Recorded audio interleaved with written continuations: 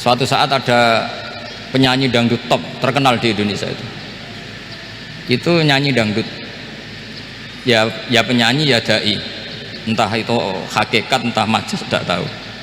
Itu kiai itu fatwanya lucu, kalau kamu datangi dia pas main dangdut masih saya beri izin, tapi kalau datangi dia pas pengajian itu tak larang kan santrinya jadi eskal, ini pas pengajian dilarang, pas dangdutan kok malah dapat izin. Tapi bukan berarti halal ya, dapat izin.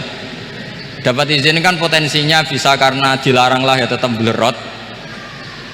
Terus suatu saat si santri ini setengah wali, tidak wali tapi setengah. Lama-lama itu memahami gurunya, ternyata sirinya begini.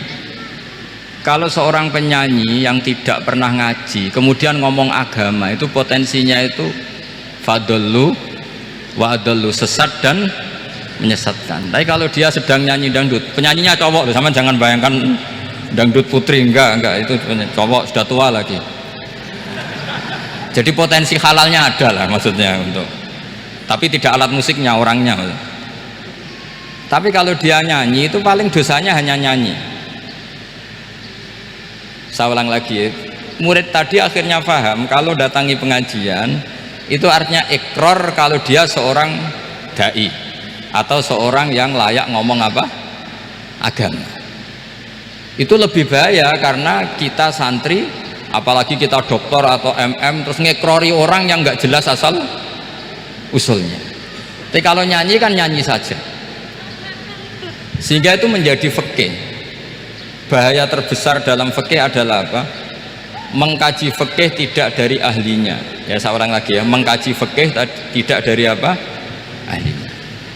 Bismillahirrahmanirrahim. Idza jaa nasrullahi wal fath.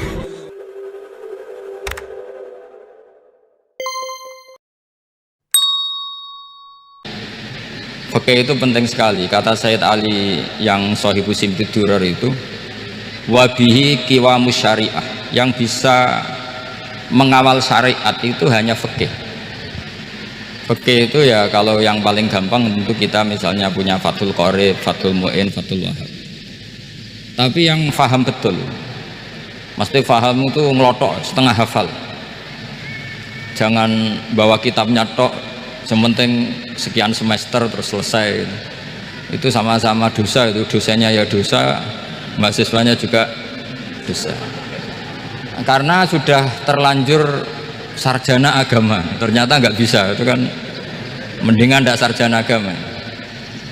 Itu saat tak cerita sama Kiai Roba, itu ada fatwa kiai juga wali. Suatu saat ada penyanyi dangdut top terkenal di Indonesia itu nyanyi dangdut, ya penyanyi ya dai, entah itu hakikat entah majas tidak tahu. Itu kiai itu fatwanya lucu, kalau kamu datangi dia pas main dangdut masih saya beri izin, tapi kalau datangi dia pas pengajian itu tak larang kan santrinya jadi eskal, ini pas pengajian dilarang, pas dangdutan kok malah dapat izin. Tapi bukan berarti halal ya, dapat izin. Dapat izin kan potensinya bisa karena dilarang lah ya tetap belerot. Terus suatu saat si santri ini setengah wali, tidak wali tapi setengah. Lama-lama itu memahami gurunya, ternyata sirinya begini.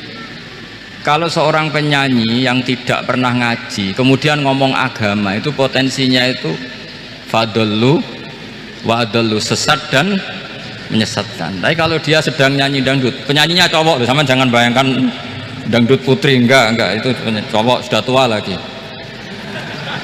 Jadi potensi halalnya ada lah maksudnya untuk, tapi tidak alat musiknya, orangnya.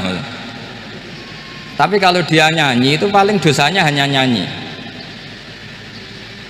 Saya ulang lagi, murid tadi akhirnya paham kalau datangi pengajian itu artinya ikrar kalau dia seorang dai atau seorang yang layak ngomong apa? Agama. Itu lebih bahaya karena kita santri, apalagi kita doktor atau MM, terus ngekrori orang yang nggak jelas asal usulnya. Tapi kalau nyanyi kan nyanyi saja, sehingga itu menjadi fikih. Bahaya terbesar dalam fikih adalah apa? mengkaji fikih tidak dari ahlinya. Ya seorang lagi ya, mengkaji fikih tidak dari apa? Ahlinya. Nah kenapa demikian? Begini, saya beri contoh. Ilmu fikih itu tentu pertama dari Rasulullah SAW, kemudian bersanad sampai kita atau kita sampai Rasulullah. Itu ngalami sekian ijtihad yang tidak mudah. Saya beri sekian contoh. Dulu Imam Syafi'i itu sukanya sama guru yang miskin, ya, karena rata-rata santri juga miskin, jadi mesti ngidolakan guru yang miskin, karena sesama miskin harus berkoalisi. Tapi akhirnya gurunya Imam Syafi'i itu miskin sekali, namanya Muslim bin Khalid Az-Zanji itu miskin, Sufyan As-Tsauri miskin, Sufyan bin Uyainah miskin. Setelah ngaji di Medina itu Imam Malik itu kaya, pas itu Imam Malik sudah kaya. Setiap ketemu Imam Syafi'i dikasih uang. Sampai ketika Imam Malik itu bilang, kamu sudah alim, ilmu saya sudah habis, kamu ngaji sama yang lain. Sama siapa? Kata Imam Malik, orang yang sealim saya sudah meninggal, namanya Abu Hanifah, tapi dia punya murid namanya Muhammad bin Hasan Asy-Syaibani, kamu ke sana. Terus Imam Malik datang ke Baki. Dulu Baki itu pasar rental, ya Grab lah kira-kira sekarang itu. Mengumumkan siapa kafilah yang mau ke Irak. Kita ya Imam Malik, dibayari sama Imam Malik, ini antar ke Irak, ke Muhammad bin Hasan Asy-Syaibani. Imam Malik mulai ngeper, guru saya yang miskin tidak pernah nyangoni, guru-guru saya yang kaya sering nyangoni. Mulai memasalahkan kiai miskin gitu, kira-kira seperti itu, mulai masalah gitu. Setelah datang ke Irak di Muhammad bin Hasan Asy-Syaibani itu si Muhammad bin Hasan Asy-Syaibani itu kalau ngitung uang itu di meja tamu. Jadi punya emas lantaan, punya uang, kira-kira kalau Indonesia punya rupiah, punya dolar, dihitung itu di ruang tamu. Kata Imam Syafi'i, saya dengan Imam Malik saja nggak srek, ini lebih kedonyan lagi kiai. Ngitung uang itu di ruang tamu. Terus akhirnya si Muhammad bin Hasan Asy-Syaibani ini ahlul usul, dia pakar usul. Kamu heran sama saya? Iya, kiai kok kedonyan? Dia ngomong gitu. Tapi kata Muhammad bin Hasan Asy-Syaibani, kalau kiai tidak boleh kaya, itu tak kayak wong fasik, ben gue demenan, gue mabuk. Oh jangan, nanti dipakai maksiat. Penjenengan mawon kersane digetokan, berarti kiai oleh sugih, pun angsal-angsal. Semenjak itu jadi satu fikih bagi Imam Syafi'i. Ternyata kalau mengharamkan kiai sugih berarti membolehkan yang fasik sugih. Kalau yang fasik sugih bisa dipakai i'anah alal maksiyah. Semenjak itu mindset pikiran Imam Syafi'i rubah. Saking rubahnya sampai beliau berpendapat orang bisa beli Alphard kok beli carry itu haram.